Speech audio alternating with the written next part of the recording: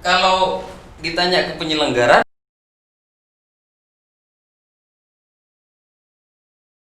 tolok ukur untuk menentukan jumlah kursi di salah satu daerah itu kan sebetulnya bukan DPT ya, tapi jumlah penduduk. Jumlah penduduk.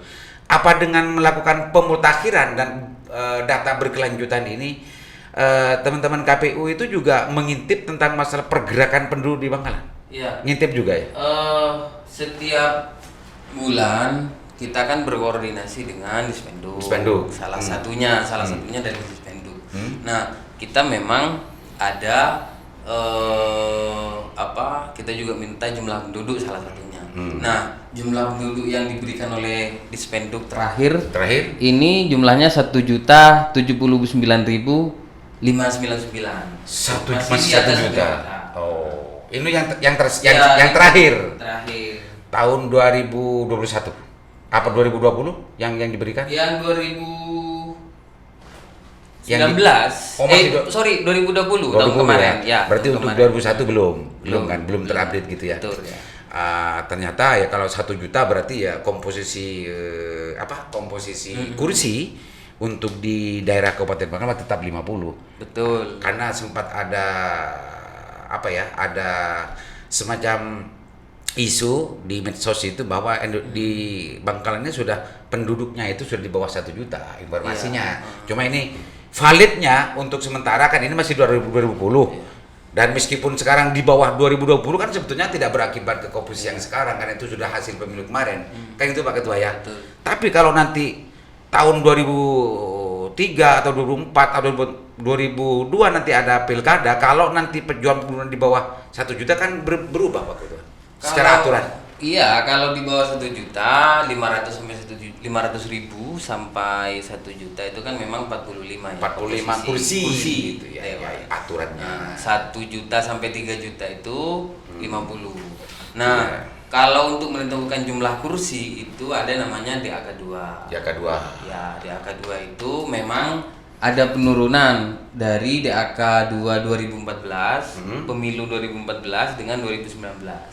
Kalau pada DAK yang kita terima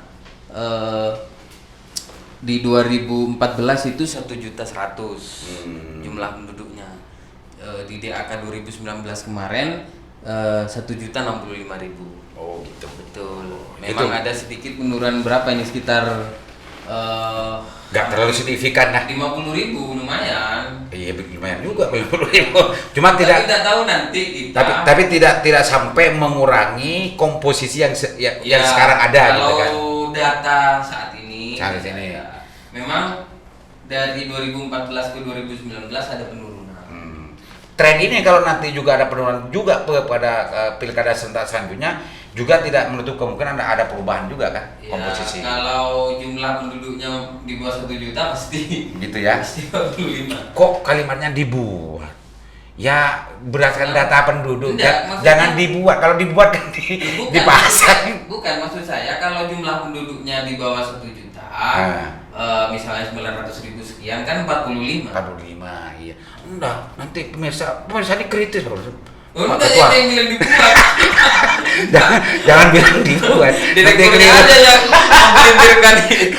Enggak ada bilang dibuat saya. Pak Ketua, ini sekarang lagi banyak orang yang bertanya-tanya di mana-mana dan juga para pemerhati politik dan di medsos dan juga di warung-warung kopi sebetulnya nanya kapan pilkada serentak selanjutnya ini, karena ada kesimpang siuran Pak Ketua. Ada yang bilang 22, ada yang bilang 23, ada bilang yang 24 gitu. Dan kayaknya sih kalau kita rasakan dan kita perhatikan gerakan-gerakan politik di Bangkalan khususnya dan juga di yang lain, mulai ada banyak yang mulai memanaskan mesin kayaknya. Iya. Cuma nggak tahu ini kapan kan gitu Pak. Kapan mau di starter? Ya, enggak maksudnya kapan itu sebetulnya Pak Ketua? Ya, kalau ditanya ke penyelenggara 2024. Oh gitu. Kalau ditanya ke penyelenggara, kita sebagai penyelenggara 2024. Kenapa? Ya kita lihat undang-undang pilkada 2024 yang berlaku. Nah, kalau memang ada pembahasan misalnya tentang RUU pemilu di mana penggabungan beberapa undang-undang ya, undang-undang pemilu, undang undang-undang pilkada termasuk partai politik itu dijadikan satu, itu memang mengacu kepada putusan Mahkamah Konstitusi kemarin. Memang ada beberapa skema, anggap skema atau pilihan kan begitu. Ya, pilihan 22, 23 maupun 2024. Tapi kalau sebagai penyelenggara pemilu ditanya seperti itu udah bisa jawab. Ya 24 berarti karena undang-undangnya yang berlaku sekarang skemanya 24 kan gitu. Dan itu belum diganti undang-undang. Iya, gitu Mirsa. Ternyata Pak Ketua ini menurut undang-undang yang berlaku sekarang berarti skema untuk pilkada serentak selanjutnya ada 2024. Meskipun sebetulnya ada informasi itu adalah ada pilihan-pilihan gitu ya. Tapi itu juga membutuhkan perubahan undang-undang yang berlaku. Dan sekarang informasinya memang sedang mau dibahas itu kayaknya Pak Ketua. Pak Ketua juga dengar kan itu? Sepertinya sudah memang draft RUU ya. RUU itu kan informasi yang beredar sebenarnya tapi kita juga tidak tahu pasti karena kita bukan anggota DPR. Pelaksana. Kalau Pak Ketua kan pelaksana dari undang-undang. Ya, itu memang kalau di draft terakhir yang kita dapat kemarin itu di grup KPU yang dibahas di Komisi 2 itu kan memang 2022 dan 2023. 2022-2023. Kalau di draftnya loh ya, tapi 2022 besok ini untuk yang pilkada tahun 2017. Pilkada yang kemarin 2018 itu 2023. Itu skemanya. Betul. Yang ikut pilkada serentak 2017 skemanya 2022. Iya. Yang ikut pilkada serentak 2018 berarti itu akan 2023. Bangkalan kan 2018. Iya, itu berdasarkan. Itu draft ya? Draft. Rancangan undang-undang yang masuk di Komisi 2. Itu informasinya. Oke. Pak Ketua, ternyata saya salah kesimpulan sebelumnya bahwa KPU dan Bawaslu itu sebetulnya ongkang-ongkang waktu setiap hari kita ternyata sibuk gitu ya. Ada pendidikan politik dan itu fardunya yang nomor 2. Yang nomor 1 itu adalah update data pemilih berkelanjutan. Ya Pak Ketua, kalau urusan sekarang ini kan zaman digital Pak Ketua, dan juga sudah masuk ke zaman informasi digital gitu kan. Pendidikan politiknya itu sewaktu-waktu kerjasamakan dengan media lah. Masa mau capek-capek terus ke bawah? Ya, gitu ya. Tapi itu kalau secara aturan boleh. Bicara digitalisasi kan memang kita setiap hari update. Update kalau memang ada produk hukum misalnya itu SE atau mungkin berita-berita terkait dengan kepemiluan karena kita kan juga punya medsos. Ya mungkin masih belum berbayar Pak gitu ya. Yang berbayar nanti belum ada anggarannya sekarang. Oke. Belum berbayar Jangan dipaksakan kalau dia diperlukan aturan jangan dipaksakan. Ya. Itu gak boleh Pak Ketua. Ya salah satu pendidikan politik kita kan melalui digital itu. Salah satunya Facebook, Instagram dan juga web kita. Ya hampir setiap hari kita update gitu ya. Tentang berita-berita upload. Oke, Pak Ketua, barangkali ini sebelum ini kan sibuk kan. Iya. Nah, biar barangkali ada hal yang mau disampaikan terkait dengan tugas dan kewenangan, terkait dengan tugas dan kewajibannya, tentang kesibukannya yang sempat tadi dipresentasikan. Saya hibahkan channel ini untuk memberikan untuk memberikan penjelasan apakah itu pendidikan politik atau tidak. Sebelum kita tutup Pak Ketua, silakan.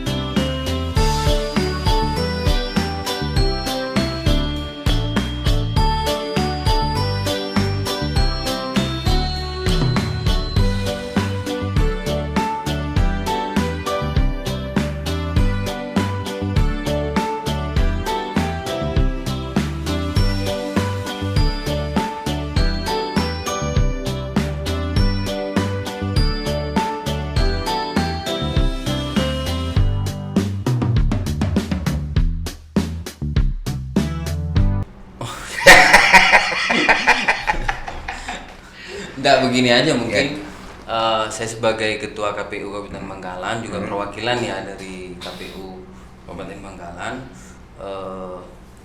menghimbau kepada masyarakat Bangkalan untuk berperan aktif dalam demokrasi, dalam hal ini pemilu di Bangkalan. Salah satu bentuk bentuk aktif yang dilakukan oleh masyarakat tentunya salah satunya adalah pemutahiran data pemilih yang kita bahas dari awal. Kami mengharap kepada seluruh warga Bangkalan untuk berperan aktif melaporkan, misalnya mohon maaf ada salah satu keluarga yang mutasi, meninggal, maupun misalnya sudah memenuhi syarat untuk dimasukkan ke dalam daftar pemilih itu untuk melaporkan ke kita, karena kita kan juga kesulitan terkait dengan pemutakhiran data pemilih ini, di mana kita juga terbentur dengan aturan bahwa Dispenduk ini kan tidak bisa memberikan data langsung kepada KPU kabupaten. Nah, tetapi prosedur yang selama ini itu kerjasama itu antara KPU RI dengan Kementerian Dalam Negeri itu baik itu DAK 2 maupun DP4 itu hanya pada saat tahapan dan tahapan pemilu dan pemilihan. Sedangkan ketika pemutakhiran data pemilih seperti ini tidak bisa, walaupun kita ke Dispenduk, kita koordinasi, terus kita minta data pemilih pemula misalnya atau pemilih TMS itu tidak bisa Dispenduk memberikan langsung kepada kita. Karena selama ini data yang diterima oleh KPU Kabupaten Bangkalan itu adalah data dari KPU RI yang diserahkan oleh Kementerian Dalam Negeri kepada KPU RI. Prosedurnya ya begitu. Tapi kalau KPU Kabupaten langsung dengan Dispenduk itu tidak bisa Dispenduk langsung memberikan data kepada kita. Jadi kami memohon kepada masyarakat Bangkalan untuk berperan aktif melakukan berperan aktif dalam proses pemutakhiran data pemilih itu. Oke, Pak Ketua, meskipun sebetulnya tidak haram ketika Dispenduk memberikan itu, membuka itu, karena memang itu adalah salah satu bagian dari akibat dari dokumen yang dikelola oleh pejabat publik gitu ya. Kalau pakai undang-undang ketua dan informasi publik itu sebetulnya boleh-boleh saja sebetulnya Pak Ketua, karena memang KPU itu vertikal dan punya kerjasama dengan KPU pusatnya, seolah-olah ini menjadi haram untuk diberikan. Saya yakin itu tidak haram. Kalau data jumlahnya memang kita selalu dikasih, tapi kalau by name by address-nya enggak, tidak bisa. Alasannya tadi itu kan. Makanya kita bekerja sama dengan salah satunya adalah kepala dinas cabang dinas pendidikan Provinsi Jawa Timur untuk siswa-siswa SMA yang sudah sangat berpotensi ya untuk yang menjadi pemilih memenuhi syarat ya. Betul, 17 tahun. Ribet Pak Ketua. Ini semuanya sebetulnya kan semua ada lembaga negara, pelayanan terhadap bagaimana negara ini berjalan dengan lancar dan saling melengkapi setiap tugas dan kewajiban masing-masing sebetulnya. Begini-begini kan ribet, hanya urusan itu kok masih diputar-putar semacam itu. Sebetulnya kalau mau sama-sama gampang ya mudah-mudahan saja, apalagi memang setiap pejabat publik dan badan publik itu sebetulnya punya kewajiban untuk transparansi dan semacamnya. Apalagi KPU itu adalah instansi negara, resmi dan legal, dan menjadi gimana gitu. Ya bayangkan sendiri pemirsa. Itulah Indonesia, apalagi Bangkalan. Sebelum kita akhiri Pak Ketua, seandainya gitu Pak Ketua, apa pernah ada isu yang muncul?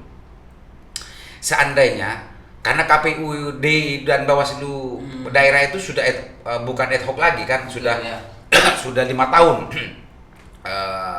periodenya. Seandainya tidak hanya mempunyai tugas dan kewajiban melaksanakan pemilu kada atau pemilu, ada pilkades semua diberikan kewenangan tugas kepada KPU, kan ini semakin efektif kan ketika bicara negara ya secara gambaran umum, gambaran besar Pak Ketua. Itu pernah nggak ada semacam isu semacam itu Pak Ketua? Biar tidak, maksud saya biar anggapan orang yang menganggap bahwa seluruh KPUD kabupaten dan kota itu tidak dianggap ongkang-ongkang kalau sudah dalam waktu jeda Pak Ketua. Kalau kita pada prinsipnya tugas apapun pasti siap, mau diberi tugas melakukan apapun terkait dengan proses elektoral, demokratisasi siap, apapun itu. Artinya Pak Ketua ide ini setuju ya? Karena secara prinsip, mau harus setuju. Iya. Karena memang ya kita sebagai penyelenggara kita kan melakukan hanya melaksanakan perintah undang-undang. Ya. Oke Pak Ketua, ini saya tidak bicara dengan Pak Ketua, tapi saya bicara dengan Sinal yang mantan aktivis. Tidak dengan Ketua. Isu ini hari ini saya lupa tadi. Saya sebetulnya mau saya tutup, tapi ini menarik. Saya lihat ini menarik. Kalau seumpama nanti dalam rangka proses pembahasan rancangan undang-undang tentang kepemiluan dan macamnya, dan juga mungkin ada undang-undang tentang KPU, dan nanti itu disinergikan dengan Undang-Undang Nomor 6 tentang masalah desa dan semuanya pilkades gitu ya. Kalau bicara tentang kalau kita bahas tentang masalah efektivitas gitu ya, efektivitas anggaran bisa mengefisiensi anggaran dan macamnya, karena memang KPU adalah komisioner-komisioner yang memang dipersiapkan untuk bekerja dan fasih dalam konteks elektoral gitu kan. Maka ini sebetulnya akan berapa triliun kalau bicara se-Indonesia yang bisa diefisiensikan Pak Ketua. Bukan Pak Ketua, Pak Sinal. Kalau Pak Ketua nanti nggak bisa nanti. Pak Sinal, gimana Pak Sinal menurut Pak Sinal isu ini? Iya. Jangan Ketua, jangan lihat ini. Pak Sinal. Enggak. Kalau bicara efisiensi kan memang salah satu prinsip penyelenggaraan pemilu kan salah satunya adalah efisiensi. Begitu efektif, efisien, transparan, itu urusan dasar Pak Ketua. Efisien itu kan termasuk salah satunya adalah efisiensi anggaran. Jadi kalau misalnya ada seperti pemilu serentak, pemilihan kepala daerah serentak, dan bahkan misalnya pilkades serentak pun itu kan memang salah satu tujuan dari efisiensi, prinsip penyelenggaraan pemilu. Walaupun sebenarnya ya ngomong pilkades bukan sekarang prinsip pemilu kan begitu. Tapi kan elektoral. Tapi itu kan demokrasi. Betul. Yaitu sekarang memang bukan rezim pemilu, bukan rezim undang-undang tentang kepemiluan. Tapi elektoral, pesta elektoral itu juga di pilkades. Iya, dalam konteks efisiensi bagus menurut saya. Dan saya setuju sebenarnya kalau ngomong efisiensi. Gak usah takut salah, ini sekarang kapasitasnya Sinal, bukan ketua KPU. Gitu ya Pak Sinal ya? Artinya barangkali dari channel Sandasan ini akan menggelinding sebuah isu ke pusat agar anggapan orang melihat KPU dan Bawaslu kalau sudah masuk ke jeda itu nganggur. Ini anggapan, jangan langsung melirik Pak. Ya udah, jelaskan tadi dia. Biar tugas agar negara menggaji, negara memberikan fasilitas, negara memberikan segala macam hal-hal yang terkait dengan urusan keelektoralan itu betul-betul efektif dan efisien, dan bisa kita hitung kalau itu dilakukan merger antara Undang-Undang Nomor 6 tentang yang mengatur tentang masalah pilkades dengan Undang-Undang yang mengatur tentang masalah kepemiluan. Artinya KPU diberi tambahan tugas. Entah bagaimana urusan hukum yang tahu itu. KPU diberi tugas untuk melaksanakan pilkades serentak semua. Nah, ini barangkali nanti bisa menggelinding isu ini dari Sandasan ini ke pusat. Kalau ini terjadi, berapa nih orang akuntan yang bisa menghitung efisiensi anggarannya bagaimana? Dan juga nggak repot, karena orang ini sudah ada kan gitu Pak. Iya. Banyak yang bisa dilakukan oleh negara ini. Setuju kan? Ya, sebagai penyelenggara pemilu setuju ya. Jangan penyelenggara Sinal kok. Iya, setuju. Oke, pemirsa, mudah-mudahan yang akhir-akhir ini juga memantik gitu ya, memantik perbincangan, memantik juga pembahasan di publik, dan mudah-mudahan juga ini didengar oleh orang-orang yang mempunyai kewenangan untuk membicarakan ini di pusat. Dan saya yakin tidak hanya Pak Sinal, ada banyak KPU yang lain mungkin yang setuju seperti sebagaimana Pak Sinal, karena kalau kita mau menghitung efektivitas dan efisiensinya, insya Allah nilainya bertriliun-triliun Pak Sinal, insya Allah gitu ya. Tapi terhadap semua itu, ini adalah sebuah wacana, dan mudah-mudahan ini akan muncul di sini. Saya dengan Pak Sinal ini mudah-mudahan ini menjadi pemicu untuk pembahasan di publik, dan juga biar tidak menganggap bahwa KPU dan Bawaslu kabupaten kota kalau dalam jeda pilkada serentak tidak nganggur itu. Ya, Pak Sinal ya. Pemirsa, demikian hasil sandasan saya dengan Pak Ketua KPU sekaligus sebagai pribadi Zainal Arifin. Karena kalau yang tadi, yang akhir-akhir tadi itu kapasitasnya bukan Ketua KPU, tapi mantan aktivis dan aktivis lah Pak Zainal Arifin. Karena kalau kapasitasnya sebagai Ketua KPU kayaknya takut salah terus kayaknya. Mudah-mudahan bermanfaat. Jangan lupa bagi yang ingin untuk tongkos, odeng, macam-macamnya odeng, silakan hubungi nomor di bawah ini nanti. Ada urusan harga nanti bisa nanya-nanya langsung, dan juga bagian dari macam-macam odeng, ada odeng perten, odeng tongkos, odeng putaken dan segala macamnya, ini bisa ditanya di nomor bawah ini. Demikian, mudah-mudahan bermanfaat. Assalamualaikum warahmatullahi wabarakatuh.